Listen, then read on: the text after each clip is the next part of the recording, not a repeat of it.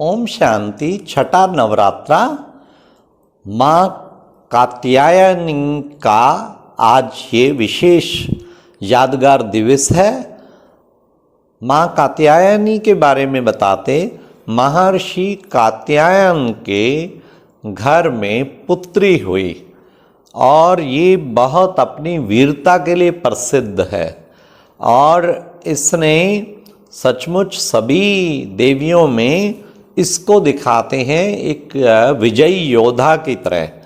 इसने असुरों का संहार किया और विशेष भिन्न भिन्न असुर, महिषासुर जैसे असुरों को भी इसने उनको समाप्त किया और ऐसी वीरांगनी थी। तो आज का दिन कहेंगे पापों को भस्म करने की शक्ति। अब इस पापों को भस्म करने की शक्ति, मनुष्य के जीवन में पता नहीं कितने पाप होते रहते हैं, उन पापों को भस्म कैसे करें।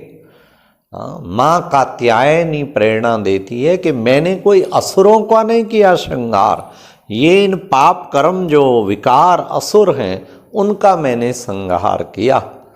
तो ये पापों को भस्म करें कैसे? कहते हैं खुशी नहीं रहती क्योंकि पाप किए हुए ना। कहते हैं क्या करें, योग नहीं लगता, मन नहीं टिकता, कोई पाप किए हुए ना। कहते पता नहीं क्यों ये मेरे पीछे पड़े हैं, तो कोई ना कोई कर्मों का हिसाब है ना, कार्मिक अकाउंट। तो उस चीज में महीनता में जाएं, उसकी गहराई में जाएं। तो इसलिए हमारे अंदर जो विशेष जो है ये पाप को भस्म करने की शक्ति जरूर होनी चाहिए। कैसे पापों को भस्म करें? मनुष्य को हर वक्त बोझिल बोझिल सा फील करता है क्योंकि पापों का बोझा बहुत है। तो अब उन पापों को भस्म करने की शक्ति धारण करने के लिए कुछ टिप्स बताते हैं। सबसे पहले है योग तपस्या। पाप भस्म कैसे होंगे? सूर्य की किरणें और लेंस रखते हैं, नीचे पेपर जल जाता है। भगवान कहते हैं योग भी एक लेंस का कार्य करता है। तो तुम्हारे आत्मा के पाप भस्म हो जाएंगे उस ज्ञान सूर्य की जब शक्तियों को लेंस के द्वारा एकाग्र करेंगे। अर्थात ऐसी योग तपस्या करें जो एकदम आत्मा बनकर और वो शिव पिता परमात्मा ज्योति बिंदु पर ध्यान एकाग्र कर लें, जिसे एक ज्वालामुखी स्थिति कहते, जिसे एक बीज रूप स्थिति कहते। अगर ऐसी योग की ऊंची स्टेज में होंगे तो हमारे जन्म जन्मांतर के पाप भस्म हो जाएंगे। डेली फील करो योगाग्नि जली हुई है और ज्योति बिंदु बाबा से मेरे ऊपर, ज्योति बिंदु भगवान शिव परमात्मा से मेरे ऊपर वो शिव परमात्मा की किरणें पड़ रही हैं और वो मेरे जन्म जन्मांतर के पाप भस्म कर रही हैं। तो एक ये ऐसी स्थिति का अनुभव करेंगे तो सचमुच आपके अंदर पाप भस्म करने की शक्ति आ जाएगी। इसी तरीके ज्ञान की गहराई, योग के लिए भी ज्ञान जरूर चाहिए। ज्ञान की जो गहराई में जाएगा उसका योग अच्छा लगेगा, उसको क्वेश्चंस कम पैदा होंगे। ऐसा क्यों, ऐसा क्या, ऐसा वो, ऐसा वैसा उसे कुछ नहीं आएगा। वो तो एक ज्ञान की गहराई में जाएगा। तो ज्ञान की गहराई में जाना सीखें तो उससे योग भी बहुत सहज लग जाएगा।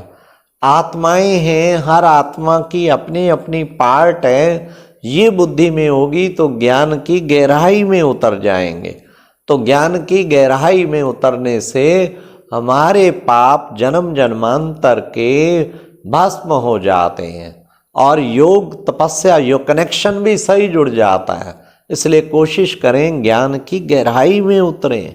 जिन खोजिया तिन पाइया, अरे गहरे पानी पैठ और मैं बोरी डूबन रही, रही किनारे बैठ। डरने से कहीं मैं डूब ना जाऊं, कहीं मैं डूब ना जाऊं, डुबकी लगाई ही नहीं। जिन्होंने डुबकी लगाई और रतन लेके आए तो भगवान कहते हैं तुम ज्ञान की गहराई में डुबकी लगाओ। तो फिर नेक्स्ट है थर्ड, विशेष पापों को भस्म करना चाहते हैं तो उस प्यारे भगवान के परम पिता परमात्मा के दिल से गुणगान करें। कि कितने आप पतित पावन हैं, सारी दुनिया की आत्माओं को पतित से पावन बना देते हैं। सचमुच आप कितने प्रेम के सागर हैं, कितना प्यार बरसाते हैं, जो उस प्यार में हर मुश्किल से मुश्किल कार्य भी सहज हो जाता है। क्योंकि कहते हैं मोहब्बत में मेहनत नहीं, फिर मेहनत नहीं लगती, इसलिए ऐसा गुणगान दिल से करते हैं। तो हम एक दिल से गुणगान करें, जितना गुणगान करेंगे उतना ही शक्तिशाली स्थिति बन जाएगी। तो हमारा दिल से गुणगान होना चाहिए।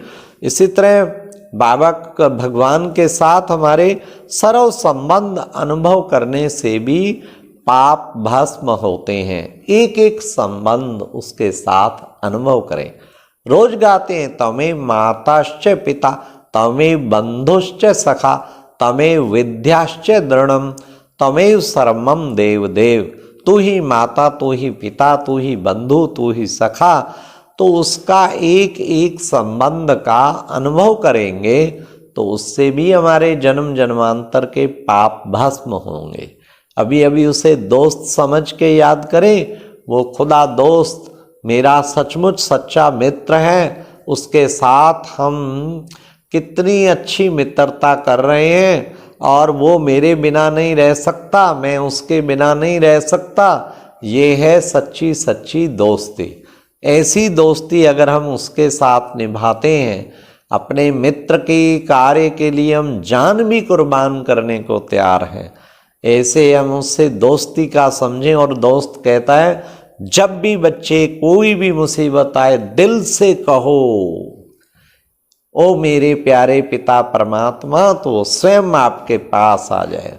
मेरा बाबा, दिल से कहो तो बाबा बांधा हुआ है, बाबा आ जाएगा।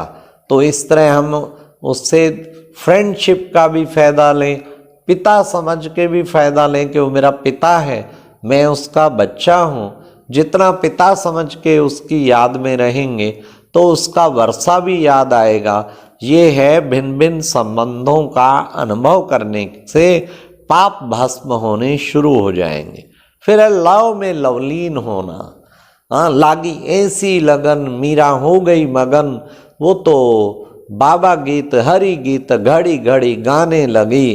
तो हम उस के प्यार में इतना मग्न हो जाएं, हमें उसके सिवाय कुछ नजर ही ना आए। जब लव में लवलीन हो जाएंगे तो सचमुच माँ कात्यायनी की तरह हम भी जो है उनके जीवन से प्रेरणा लेके हम सचमुच पापों को भस्म करने वाले बन जाएंगे। क्योंकि भगवान कहते हैं, जब बच्चे लगन की अगन होगी तुम्हारे अंदर तो उसमें तो पाप भस्म होंगे, केवल इस अगन को प्रज्वलित करना है। तो ये था माँ कात्यायनी का आज विशेष दिन। तो सब दृढ़ संकल्प करें, कुछ भी हो जाए हम किसी भी विकार के, इन आसुरी संस्कार के, असुरों को निकट नहीं आने देंगे, ना अंदर में स्थान कोई देंगे। तो उसके लिए क्या करेंगे, हम हमेशा अंश भी ना आने देंगे। क्रोध का भी अंश नहीं, लोभ का भी अंश नहीं, काम का भी अंश नहीं, सब अंशों को खत्म करना है। ये है माँ कात्यायनी की तरह बनना। अच्छा, ओम शांति। ये था आज छठा नवरात्रा। कल आपको 7वें की महिमा सुनाएंगे। ओम शांति।